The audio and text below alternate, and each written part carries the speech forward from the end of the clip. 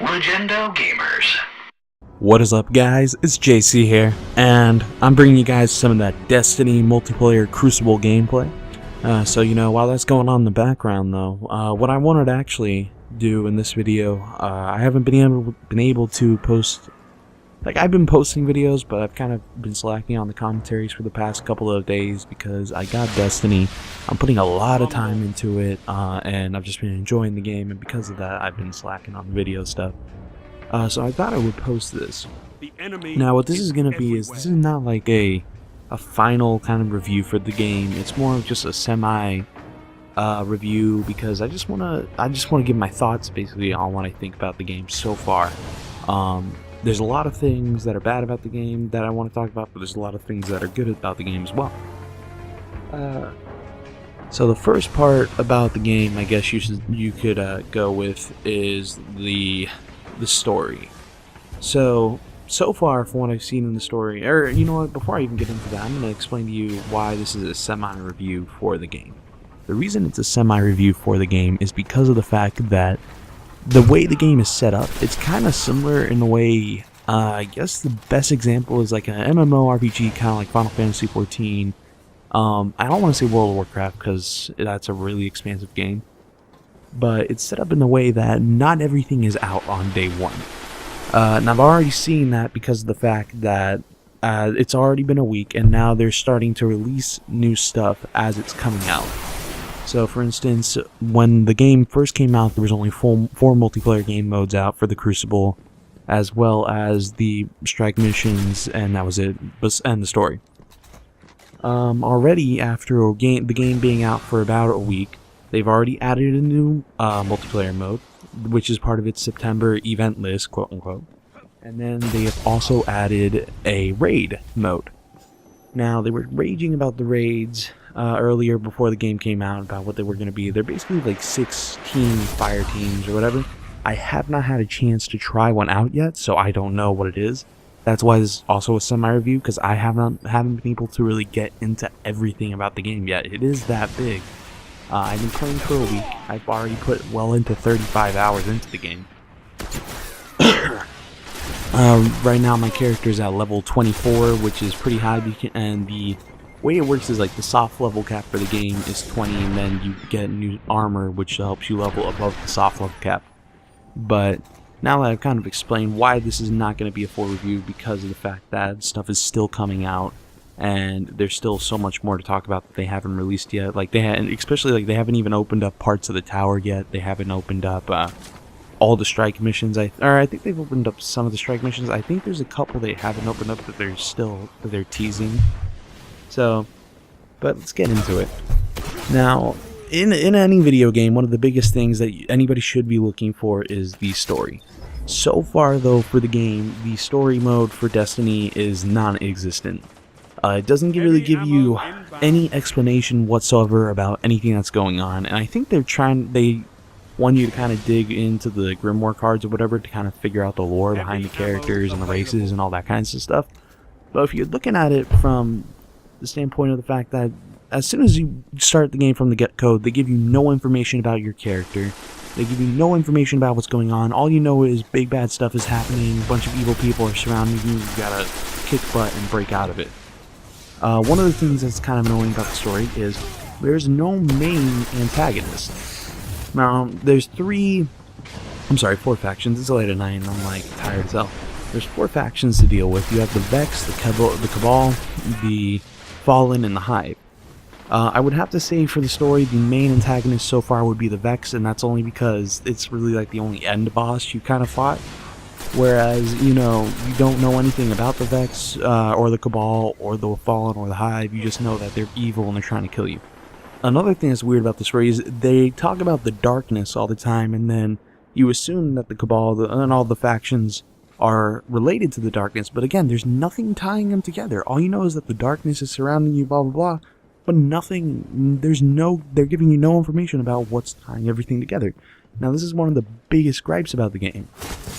I mean, I can understand, but now you say to yourself, how do you save a game like that has relatively no story? And the answer to that question is gameplay. And this game has struck the first-person shooter gameplay spot on. It is very clean, it is very smooth, I have no complaints about it. It's one of the best first-person shooters I've played when it comes to the way it feels. Feels very Halo-esque in a lot of ways, feels very Call of Duty in a lot of ways, feels definitely like a lot of Borderlands things in a lot of ways. Now one of the negative criticisms of the game is getting that I don't agree with though, is that people are like, oh, Bungie was saying it's going to be revolutionary, blah blah blah, yada yada.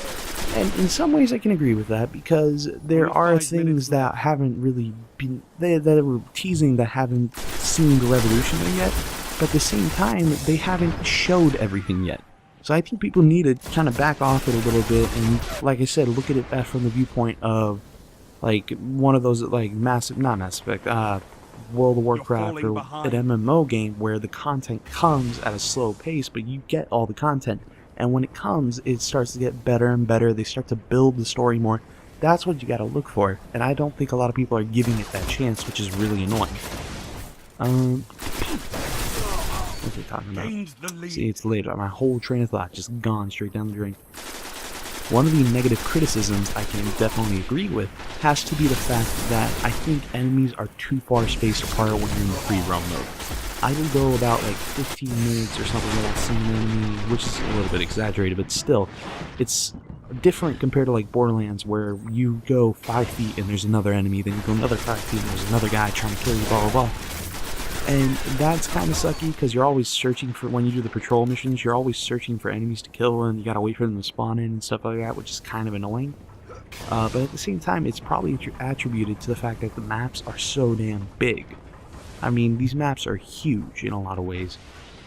Another thing about the way it nails kind of like that multiplayer thing where people come in and come out of the game, it's kind of cool.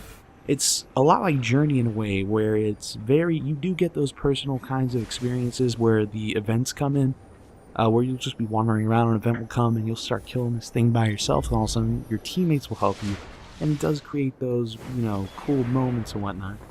But there's not enough of them yet, but that's another thing they were talking about fixing, and teasing for the September events, was increasing the amount of events and all that kinds of stuff.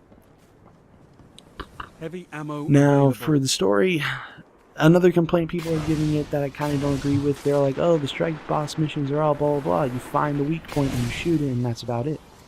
Well, in my opinion, what can you really do about that? Like, everybody compares it to Borderlands, like, Borderlands is so much better, blah blah blah, but you look at it, it's like, it's the same setup. It's basically Borderlands with just better graphics, better gunplay, blah blah blah.